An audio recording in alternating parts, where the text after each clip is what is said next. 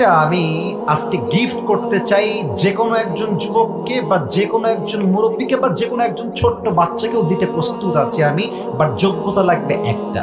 কয়টা? কথা কোন কয়টা?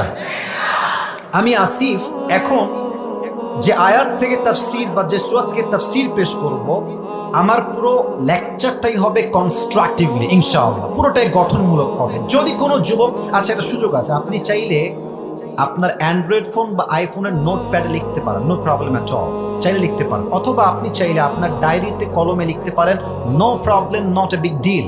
তবে হ্যাঁ, ওয়াজ যখন শেষ হয়ে যাবে, পুরো আয়াতের তাফসীর বা সূরার তাফসীর যখন শেষ হয়ে যাবে, আমি বলবো আমি যা যা বলেছি কে বলতে পারবে, একজন দাঁড়াবেন, একজন সুযোগ দেওয়া হবে।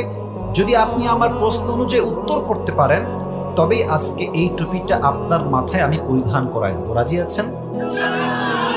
একটু কমে গেছে ইনশাআল্লাহ, বলেন সবাই ইনশাআল্লাহ। শেষ তাকবীর দেন, লিল্লাহি তাকবীর। আজকে যেই কিতাব থেকে আমরা তাফসীর করব, এই কিতাবটার নাম হচ্ছে আল কোরআন। কিতাবটার নাম, যে পারার থেকে তাফসীর করব আমি প্রশ্ন করব, জবাব দিবেন সবাই এক বাক্যে একসাথে একই টাইম। 30 নম্বর পারা। যুবক ভাইয়েরা, মুরব্বী আব্বাজানরা, পাবনার ভাইয়েরা, কত নম্বর পারা? Right answer.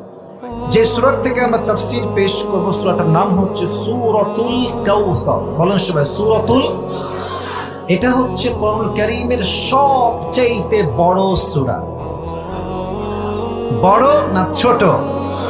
শুধুই কি ছোট না সবচেয়ে ছোট? আচ্ছা, এই সূরার আয়াত সংখ্যা হচ্ছে মোট 3টা। বলেন সবাই কয়টা?